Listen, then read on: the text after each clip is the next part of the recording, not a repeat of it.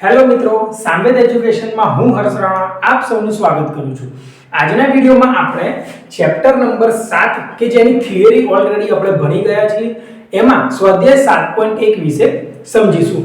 થિયરીમાં આપણે શું ભણેલા? તો પહેલા બેઝિક જોયેલું કાર્ટેશિયન યામ પદ્ધતિનું. એના પછી આપણે શું જોયેલું? તો અંતરસૂત્ર સમજેલા અને અંતરસૂત્ર પછી એ અંતરસૂત્રનો ઉપયોગ કેવી રીતે કરીશું કે સમરેખ છે એવું સાબિત કરવું છે, ચોરસ છે સાબિત કરવું છે, સમાંતર બાહુ ચતુષ્કોણ સાબિત કરવું છે કે કોઈ પ્રકારનો ત્રિકોણ છે એવું સાબિત કરવું છે. તો એનામાં અંતરસૂત્ર કેવી રીતે વાપરીશું? તો આ બધું આપણે આની ઉપરના વિડિયોમાં ઓલરેડી જોઈ ગયા છીએ. હવે એનો ઉપયોગ કરીને આપણે દાખલાની ગણતરી કરીશું. બરાબર? તો સ્વાધ્યાય 7.1 દાખલા નંબર 1 શું કરવું છે? નીચે આપેલા બિંદુઓની જોડ વચ્ચેનું અંતર શોધો. આપણને બિંદુઓ આપી દીધા છે, એમાં બે બિંદુ વચ્ચેનું અંતર શોધવાનું છે. એક દાખલો હું ગણીશ, બાકીના બે દાખલા તમારે જાતે ગણવાના છે. બરાબર? ચલો દાખલા નંબર 1 લઈએ. એમાં બે બિંદુના યામ આપ્યા છે. પહેલાને A કહીએ 2 અને 3 અને B છે 4 અને 1. હવે આ બંને બિંદુ વચ્ચેનું શું શોધવાનું છે? અંતર શોધવાનું છે. તો આપણને ખબર છે અંતર શોધવા માટે શું વપરાય? અંતરસૂત્ર. અંતરસૂત્ર આપણે બે રીતે લખેલા, એક વર્ગમૂળની રીતે લખેલો અને એક વર્ગની રીતે લખેલો. આપણે વર્ગની રીતે લઈશું. ઈઝી છે, બંને સિમ્પલ જ છે, પણ પેલું વર્ગમૂળની નિશાની ના કરવી પડે વારે ઘડીએ, એટલા માટે આપણે વર્ગવાળું લઈએ છીએ. બરાબર? તો શું હતું? x2 x1 નો વર્ગ વત્તા y2 y1 નો વર્ગ. હવે x1 y1 x2 y2 શું છે? તો અહીં આપણને ખબર જ છે. આ જે છે એને કહીશું x1, આ છે એને y1, b બિંદુના યામ છે એને x2 અને y2.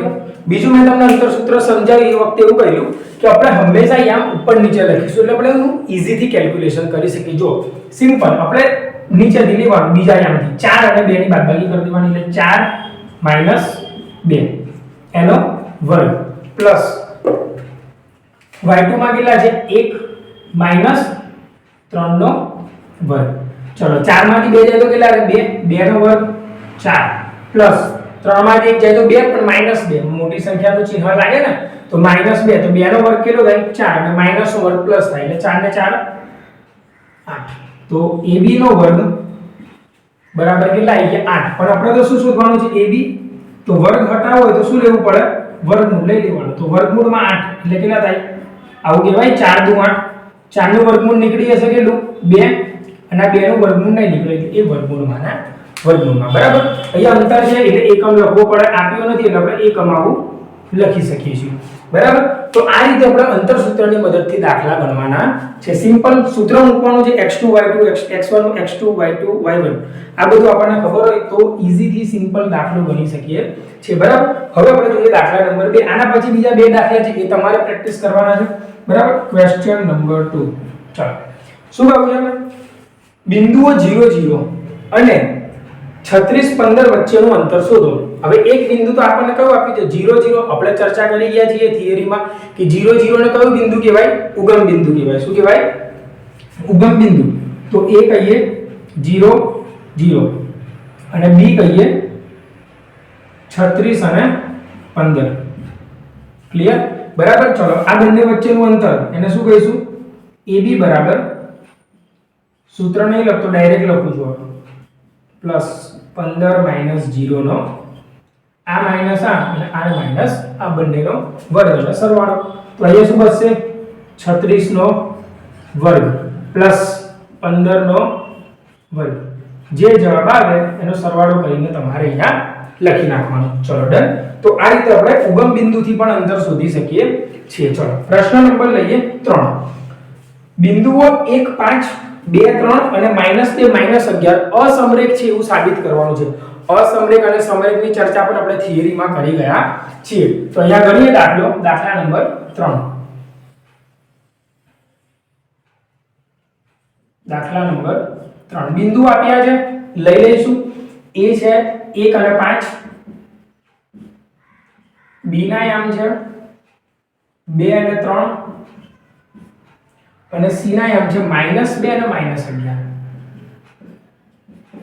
ચાલો અસમરેખ છે કે સમરેખ છે એવું સાબિત કરવા માટે મેં તમને કીધેલું કે કોઈ પણ બે અંતરનો સરવાળો ત્રીજા અંતર જેટલો થવો જોઈએ. ત્રણ બિંદુ છે એટલે આપણને ત્રણ અંતર મળશે. પહેલા તો AB BC અને AC બરાબર તો સૌથી પહેલા આપણે AB શોધીએ AB નો વર્ગ બરાબર ચાલો 2 - 1 નો વર્ગ પ્લસ 3 - 5 નો વર્ગ 2 માંથી 1 જાય તો 1 અને 1 નો વર્ગ 1 3 માંથી 5 જાય તો 2 -2 નો વર્ગ કેટલો થાય 4 તો 4 ને 1 5 5 નું વર્ગમૂળ નીકળશે નહીં નીકળે તો AB બરાબર કેટલા થઈ જશે વર્ગમૂળમાં 5 ચલો AB શોધાઈ ગયો હવે શું લઈએ BC લઈએ ચલો AB શોધાઈ ગયા હવે બીજું અંતર કયું શોધીશું BC BC માં બી લઈએ -2 નો વર્ગ વત્તા -11 - 3 નો વર્ગ 2 ને 2 4 સરખા ચિહ્નનો સરવાળો થાય એટલે 2 ને 2 4 4 નો વર્ગ 16 પ્લસ 11 ને 3 14 14 નો વર્ગ 196 અને 16 કરીશું તો 212 કેટલા આવશે 212 BC નો વર્ગ હવે આપણે BC શોધવા છે તો BC બરાબર શું થશે 212 વર્ગમૂળમાં કેમ કે 212 કોઈનો વર્ગ છે નહીં બરાબર આને છોટું પાડવું હોય થોડું તો આપણે એવું કરી શકીએ છીએ કે 4 વડે ભાગ ચાલે જો 4 5 20 અને 4 3 53 ચોક કરશો તો કેટલા થશે 212 તો 4 નું વર્ગમૂળ નીકળી જશે કેટલું 2 પણ 53 નું વર્ગમૂળ નીકળે નહીં તો 53 ના 53 ચલો BC નો વર્ગ શોધાઈ ગયો BC શોધાઈ ગયા હવે AC AB BC અને AC AC માં આ બે લઈએ ચલો તો -2 અને -1 નો વર્ગ પ્લસ -11 અને -5 નો વર્ગ ચલો ડન છે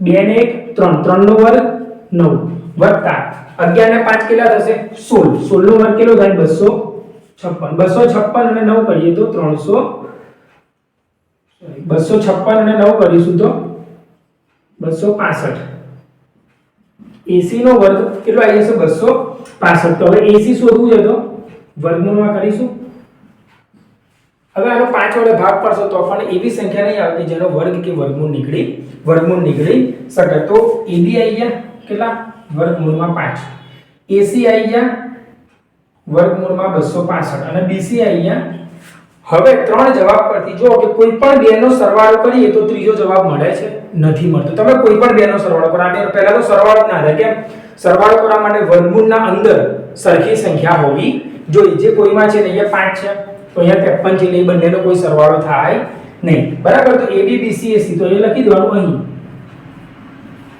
AB BC does not equal to AC હોવાથી સરખા નથી એટલા માટે આપેલ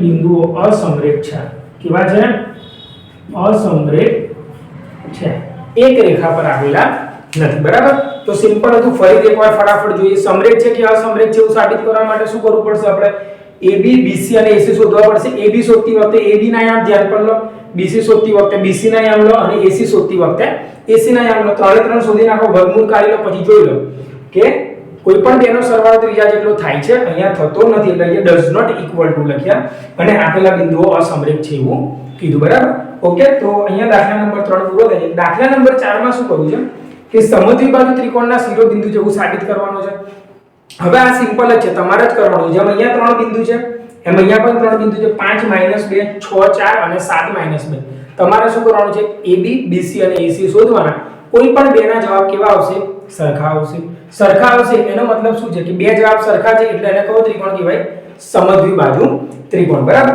તો આ રીતે તમારે ચોથો દાખલો જાતે પ્રેક્ટિસ કરવાનો છે હવે પહેલા આપણે દાખલા નંબર 6 ની ચર્ચા કરીએ 6 માં શું છે તો અલગ અલગ ત્રણ સંખ્યાઓ આપી છે અને ચાર બિંદુ આપેલા છે A B C D -1 -2 1 0 -1 2 અને -3 0 બરાબર તો દાખલા નંબર 6 આપણે જોઈએ 6 પહેલો એક ગણું છું બાકીના બે તમારે ગણવાના છે A ના યામ આપ્યા છે -1 -2 B ના યામ આપ્યા છે 1 અને 0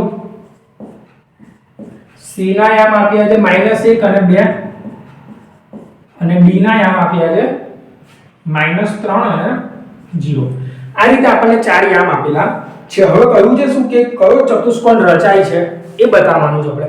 ચતુષ્કોણની રચના માટે આપણે ઓલરેડી થિયરીમાં જોઈ ગયા છીએ કે આપણે AB BC CD DA ચાર શોધવા પડશે અંતર અને પછી વિકર્ણ વાળું અંતર પણ શોધવું પડશે. તો આપણે 1 બાય 1 બધા શોધીએ. ચલો પહેલા લઈએ AB નો વર્ગ.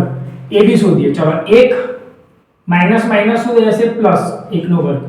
0 માઈનસ માઈનસ પ્લસ 2 નો વર્ગ. એક સૂત્રનો માઈનસ ને એક આ માઈનસ એટલે પ્લસ 2 ને 2 4 વત્તા 2 નો વર્ગ 4 1 ને 1 2 2 નો વર્ગ 4 અને 2 નો વર્ગ 4 4 ને 4 કેટલા થશે 8. AB નો વર્ગ કેટલો થઈ ગયો 8. હવે AB શોધવો છે તો 8 ને શેમાં લઈ જવા પડશે વર્ગમૂળમાં 8 ના ભાગ પાડી દો 4 દુ 8 4 નું વર્ગમૂળ નીકળી જશે કેટલું 2. તો AB મળી ગયો. આ રીતે આપણે શોધીશું BC. બહુ જ સિમ્પલ છે બધામાં આપણે અંતર જ શોધવાનું છે. BC એટલે -1 નો વર્ગ પ્લસ 2 અને 0 નો 2 - 0 નો 1 ને 1 2 2 નો વર્ગ 4 2 નો વર્ગ 4 વર્ગમૂળમાં 4 ને 4 8. BC નો વર્ગ બરાબર 8.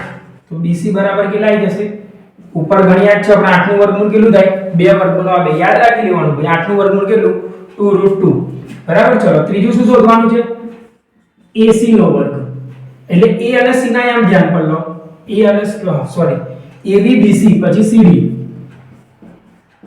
ચલો CD નો વર્ગ એટલે C અને D ના આમ ધ્યાન પર લો -3 પછી આ માઈનસ અને સૂત્રનું એક માઈનસ આવશે માઈનસ માઈનસ પ્લસ પછી 0 -2 નો વર્ગ. ચલો 3 માંથી એક જાય તો 2 2 નો વર્ગ 4 પ્લસ 2 નો વર્ગ 4 4 ને 4 8. જો બધામાં જવાબ સરખો આવી ગયો છે તો CD બરાબર વર્ગમૂળમાં 8 વર્ગમૂળમાં 8 ને શું કહીશું 2√2. ઓકે તો ચલો AB BC CD શોધાઈ ગયા. હવે AD બરાબર A અને D ના આમ ધ્યાન પર લો તો ચલો -3 પછી આપણા સૂત્રનું માઈનસ અને આ બીજું માઈનસ માઈનસ માઈનસ પ્લસ 0 આ માઈનસ માઈનસ 3 માંથી એક જાય તો 2 2 નો વર્ગ 4 પ્લસ 2 નો વર્ગ 4 4 ને 4 8. AD નો વર્ગ બરાબર 8 આવી ગયા તો AD બરાબર શું થઈ જશે વર્ગમૂળમાં 8 2√2. તો જો AB BC CD અને DA બધાના જવાબ સરખા આવે છે. હવે આપણે શું શોધીશું તો વિકર્ણ એટલે AC અને BD. AC નો વર્ગ AC એટલે A અને C ના આમ ધ્યાન પર લો -1 પ્લસ 1 આ -1 માઈનસ માઈનસ પ્લસ 1 આખાનો વર્ગ પ્લસ અહીંયા શું છે 2 અને માઈનસ માઈનસ પ્લસ 2 0 2 ને 2 4 ને 4 નો વર્ગ 16.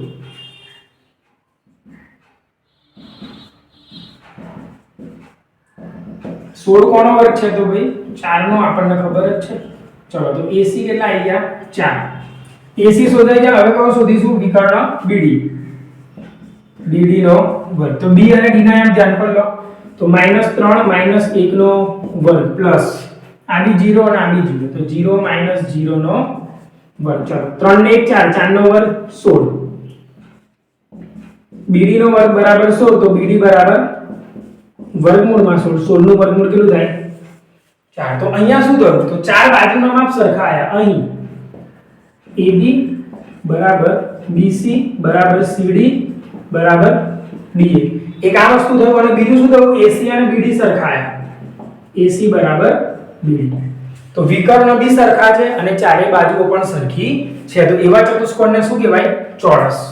માટે ચતુષ્કોણ ABCD કેવો છે આપણે થિયરીમાં જોઈ ગયા છીએ. ચોરસ હોય તો શું હોવું જોઈએ ચારે બાજુના માપ સરખા એટલે AB BC CD અને DA આ સરખા હોવા જોઈએ અને એક એક છોડીને જે શોધીએ છીએ વિકર્ણ છે AC અને BD એ બંનેના માપ પણ સરખા હોવા જોઈએ. બરાબર. તો આવી રીતે આપણે સ્વાધ્યાય 7.1 નો દાખલા નંબર 6 ના બીજા બે દાખલા તમારે ગણવાના છે. બરાબર. આના પછી બીજા 4 દાખલા રહે છે એ થોડા અલગ છે. એક્ઝામમાં સૌથી વધારે એ 4 દાખલામાંથી પૂછાતા હોય છે. બરાબર. તો આજના વિડિયોમાં આટલું રાખીએ છીએ અને આ જેટલા દાખલા આપણે બાકી રાખ્યા છે એની જાતે પ્રેક્ટિસ કરજો. જ્યાં સુધી જાતે શીખવાની ને ત્યાં સુધી તમને ગણિત આવડવાનું નથી. બરાબર. તો આના પછીના દાખલા આપણે આગળના વિડિયોમાં જોઈશું.